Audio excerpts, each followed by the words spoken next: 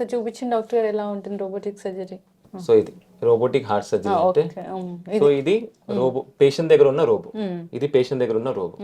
So patient దగ్గర ఉన్న robo 1 2 3 4 arms ఉంటాయి. ఆ 4 ఆర్మ్స్ మన ఆర్మ్సే, ఆ రోబో ఆర్మ్స్ కావు. మనం ఏం చేస్తే అవే చేస్తాయి. ఓకే. సో ఇవి ఆర్మ్స్ పేషెంట్ దగ్గర.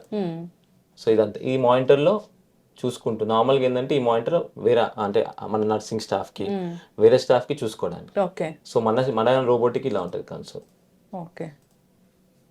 సో ఇది పేషెంట్ లా పడుకోబెడతాము.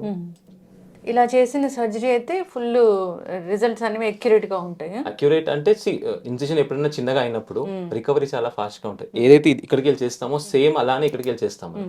సో రిజల్ట్స్ అనేది సేమ్, కానీ రికవరీ చాలా ఫాస్ట్ గా ఉంటుంది. పేషెంట్ కి ఈ కోత్ అనేది ఒక 6 months లో కనబడదు. పేషెంట్ కి కాన్ఫిడెన్స్ ఉంటుంది, నాకేం పెద్ద సర్జరీ అవ్వలేదు, నేను రికవరీ చాలా ఫాస్ట్ గా చేసుకోవచ్చు. అండ్ నాకు అంటే చాలా మందికి భయం సర్జరీ అయ్యాక మళ్ళీ ఏమైనా అవుతుందా అనేది. సో ఇలాంటి చిన్నగా ఉన్నప్పుడు ఏంటంటే పేషెంట్ కి బయట నుంచి చాలా ధైర్యం వస్తుంది, నేను వాకింగ్ చేయగలుగుతా, రన్నింగ్ చేయగలుగుతా, జిమ్కి వెళ్ళగలుగుతా. అదే రీజన్ ఈ రోబోటిక్ సర్జరీ చేయడం అంతే.